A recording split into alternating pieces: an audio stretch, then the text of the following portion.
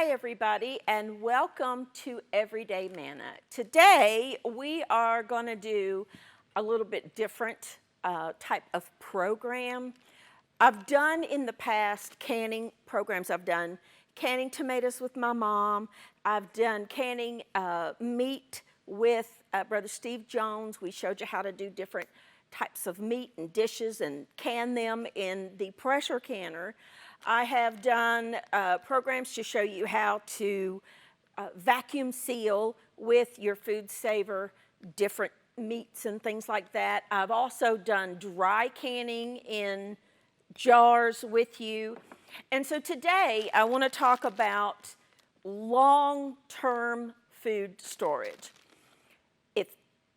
If the last several years have taught us anything, it's that the world literally can change in a day. You know, the food supplies can be wiped out. The shelves in your grocery store can be empty from one day to the next, depending on circumstances. And so I think it's prudent to not panic. I think it's prudent to prepare, to have things that you like to eat, your family likes to eat, stored away. Now, I'm not talking short-term, on your pantry shelf, things that you eat. I'm talking about long-term food storage, 20 years, 30 years, that type of stuff, 10 years, 15 years, anywhere in between. So today we're going to talk about using Mylar bags to store the food. Now, Mylar bags look like this. They're silver, or these are silver. I think they come in black, but I just do the silver ones. They're a thicker material that you will put your food in. I'm going to show you how to do that with oxygen absorbers. They come in a multitude of sizes. The two that I find for me are most convenient are 1 gallon and quart sizes. Now, I do have some 5 gallons. They're huge. I mean, they're big bags. But, you know, for an everyday thing for food storage, that's a little overkill. The things I would store in that would be mementos, things that are precious and irreplaceable. If you've got photos, that would be a great thing to put in that big 5-gallon bag and, you know, put it in a container to keep it safe. A couple of years ago, it made me cry. I was just absolutely heartbroken. Our basement at our home, we had severe rains and it flooded. And even though I had my 2 boys, their baby books from when they were born, in a safe that's fireproof, that safe was not waterproof. And they got damaged. They were destroyed. I had to just throw them away. I took pictures of all the pages so I can print them out, but that's a whole nother story. So lesson learned, anything that's irreplaceable paper-wise, I would store them long-term in something like this and in a waterproof bucket. So we're going to seal the food up in this, and then I'm going to show you, we're going to store it in food-grade 5-gallon buckets. Now, it is important that you make this food grade. These are not expensive. You can get them at Walmart. You can get them at online, on Amazon, lots of different places. Now, I use 2 different types of lids. These types of lids are a little bit easier, and I actually don't have the tool with me that you use to take these off. They have these little slits. There's a little tool that, you know, it's like $2 that you can undo these. But once you get your food sealed up, you put them in here and then you put that on there and you use like a rubber mallet. And I'll show you how to do that at the end.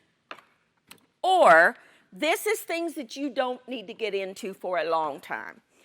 You can also use, same bucket, these Gamma lids, which I think are my favorite. Now, they're a little pricier than those. It's 2 parts. You put the seal on there with the rubber mallet, I don't want to make too much noise. I'll put that down on the floor and do that. But you hit this with the rubber mallet or press down on it really hard. And then you put your lid in there and it screws on and off. So if you want to add things to your bucket, you can. I like the Gamma lids. I order those myself off of Amazon. Matter of fact, I think pretty much most of the tools that I'm using, I ordered off of Amazon. So the way you want to do this is you want to get yourself some bags. You want to think about the types of food that you like. A suggestion that I make is that you sit down. I'm a little old-fashioned. I like paper and pencil. If you want to use your computer or your phone or your tablet, you do you on that one. I'm just old-fashioned. I like a notebook. Make a list of your favorite foods, your favorite meals, your family's favorite meals, and think about how you can stock up the ingredients needed for your family's favorite things. And those are the kinds of foods that you'll want to do long-term or short-term. So I'm going to start out with something that's very familiar to most people, and that is dried beans. You can literally store any kind of dried bean. Peas, like the split peas, you can do lentils, any type of legume that you like, you can store in these bags. So I'm going to show you how to store them. These bags sometimes this particular brand, this is a Wallaby, no, this one is not, but I like the Wallaby, Wallaby brand. I find they're great. This particular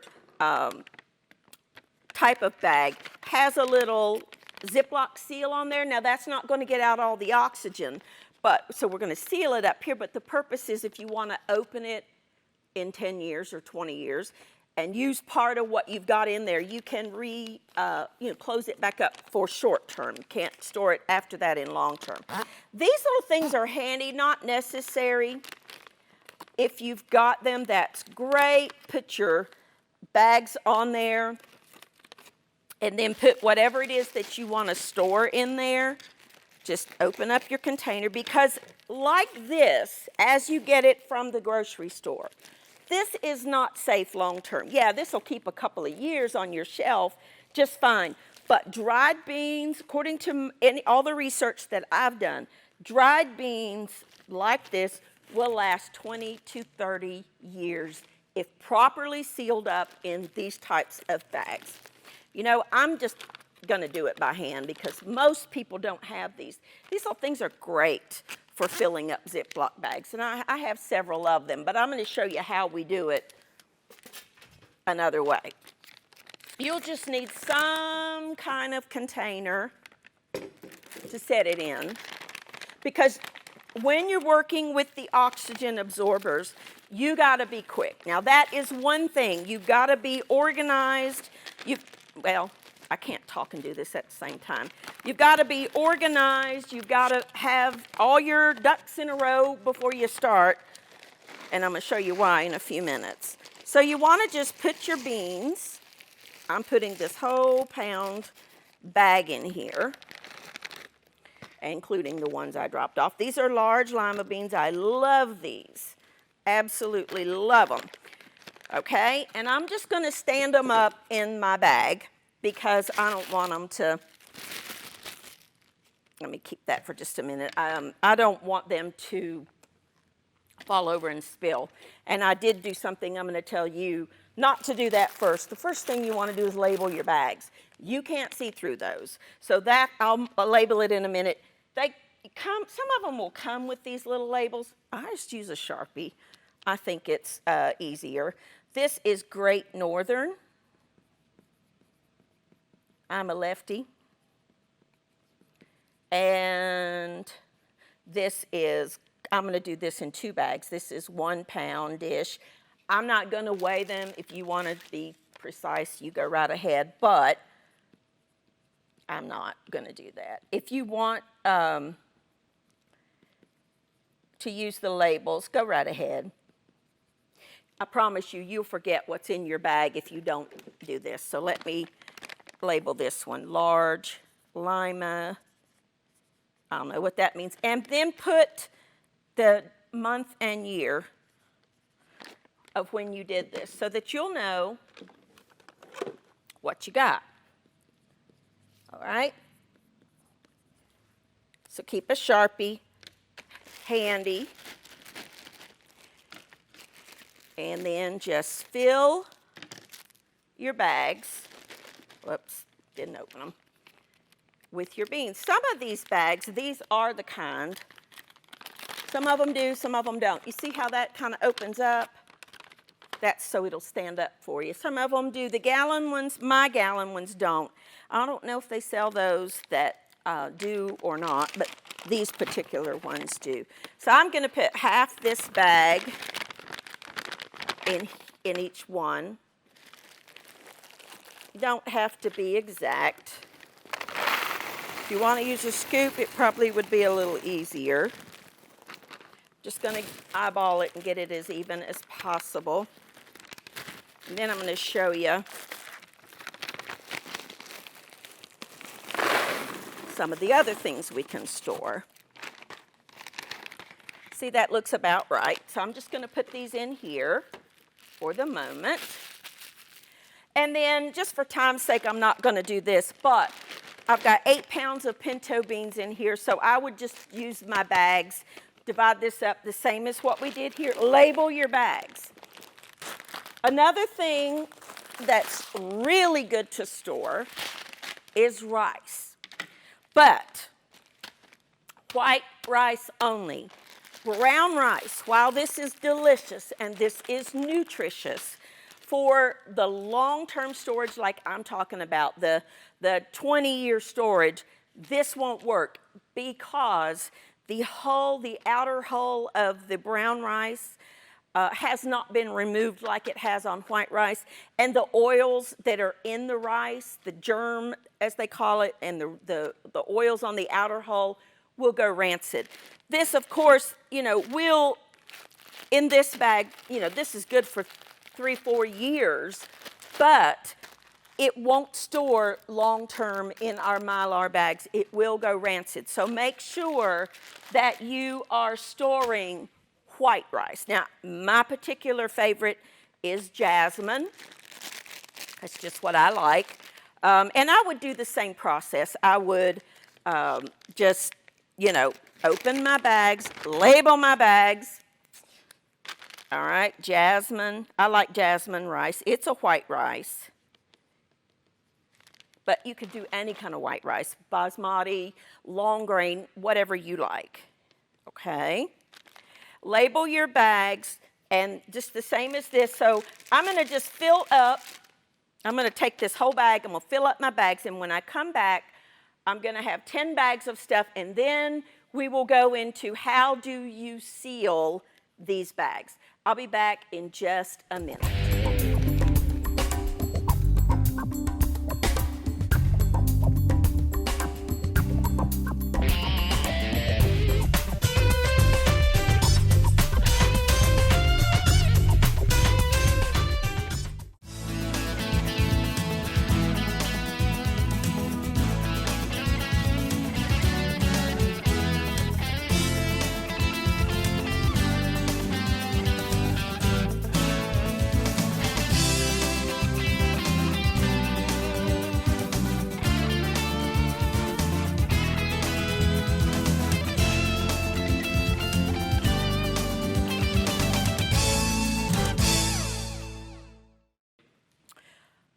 All right, now I did not have enough rice to complete all the bags that I labeled. So what I did was just marked out what it was, jasmine rice, and I replaced it with, I've got 2 of them with the spaghetti. I like the little half-cut spaghetti. I don't know, I break my spaghetti anyway. And then 1 box of orzo, because this is dried, perfect for long-term storage. You'll get 30 years out of those if you do them properly. Now, this next step is vital, absolutely vital to this process. There's a website I'm going to tell you. It's called www.usaemergencysupply.com. EMERGENCYSUPPLY.com. That is a great resource. And down under the information tab is a chart of how much oxygen or how many oxygen absorbers or how many cc's of oxygen absorbers you need for these things. You cannot put too much, but you most definitely can not put enough. So for drier things like beans and pasta and rice, for a gallon size bag, which are these bigger ones, you need at least 400 to 500 cc's of the oxygen absorber. For the smaller bags, you need 1 to 200. I am go big or go home mentality on some things. I like 500 cc's per bag because, again, you cannot overdo, but you can underdo. What these do, these little oxygen absorbers, when you put them in there, notice they're sealed, is they absorb all of the oxygen out of the air that's in there, which creates that long-term storage. It leaves the nitrogen but takes the oxygen. Oxygen is the enemy of long-term food storage. So we're going to open these up. There's a reason why I do 10 bags at a time. These are the best way, or this is the best way to buy oxygen absorbers in pre-packaged up 10 bags of 10. So I've got 10 bags of 10. Each one of these has that little dot on there that's pink. That tells me these are perfectly safe. If that were another color, and I'm going to show you in just a minute, then that means they're not any good. When I first started doing this, I didn't realize they came in 10 bags of 10. And I knew I had to immediately put the ones I wasn't using into an airtight container, like a mason jar. Notice my oxygen absorber it was pink, but now it's kind of brown. I'm not going to use these. I might put them in there just as a safety, extra overkill sort of thing, but I would not rely on these.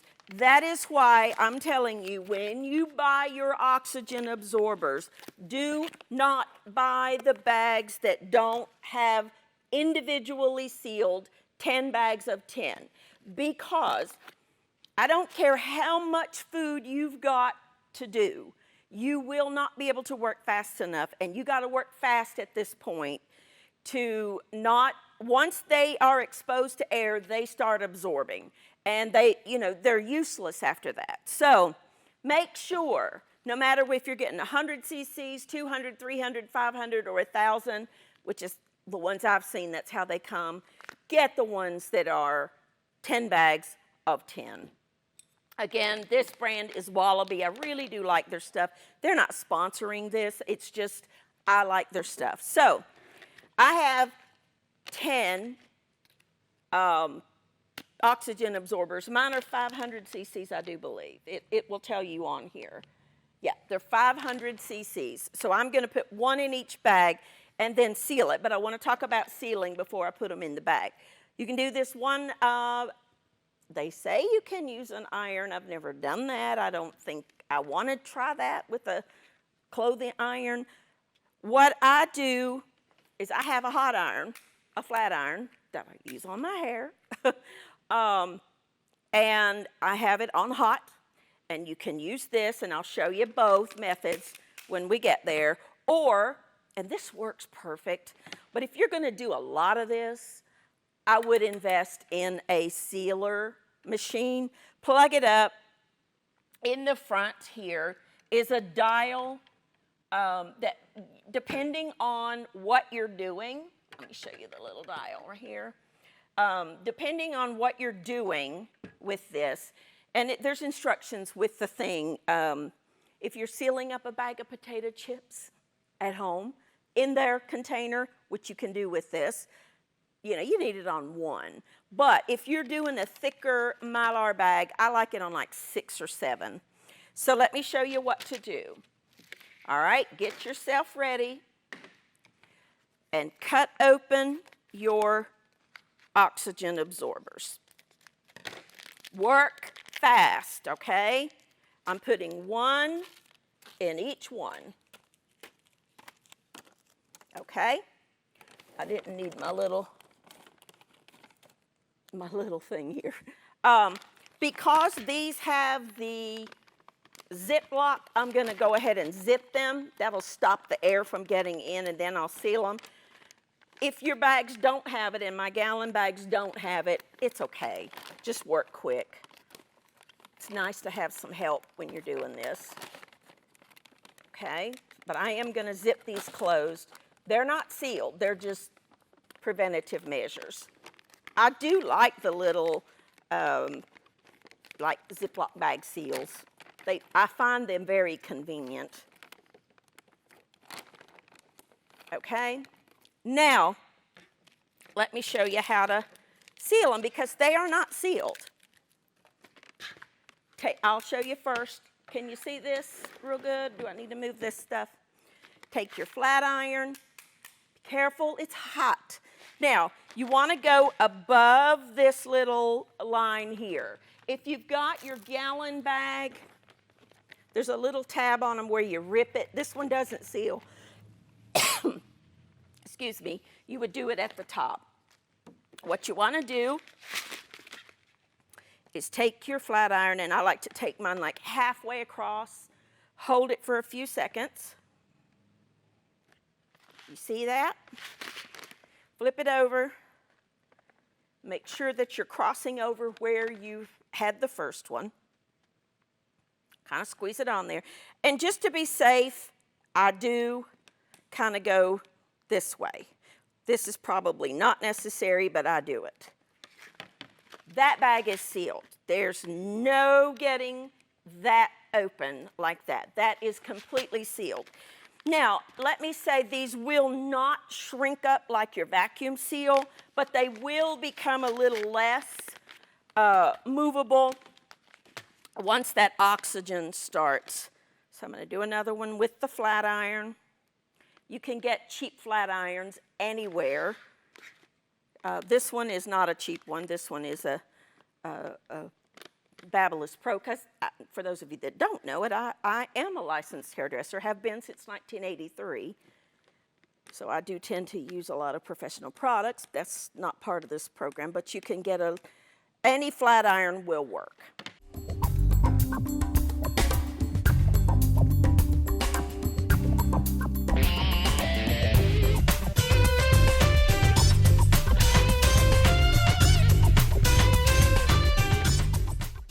Now you can continue on with the flat iron, or you can use one of these.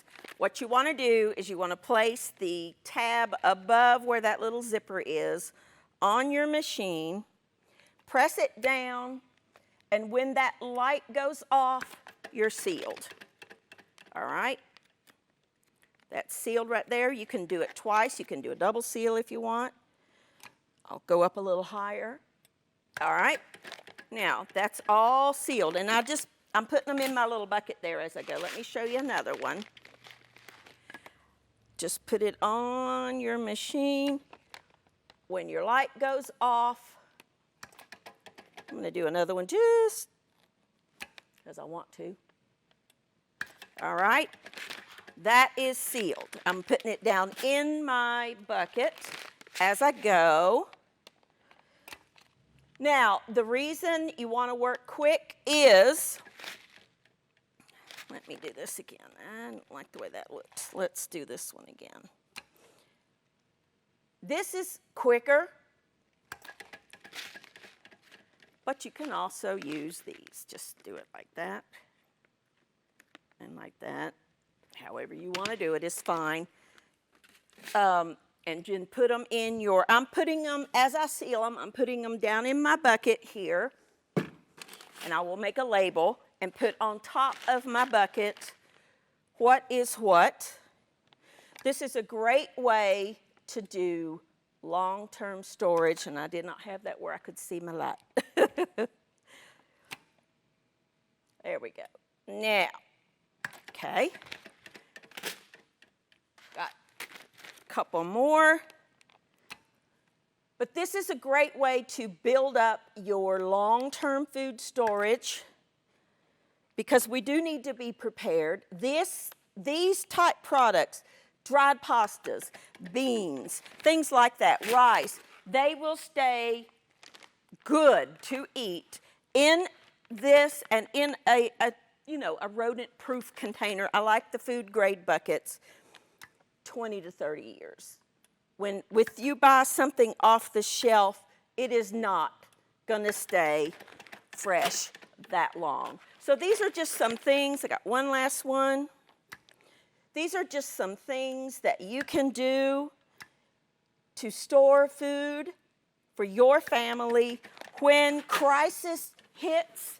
And believe me, we've all seen how it can. I would put a label on that. As you can see, my bucket, it could hold a couple more little bags. That's why I like these Gamma bags, because you can get in and out of them a little bit easier. And that's a 5-gallon food grade bucket that you can store long-term food, beans, rice, pastas.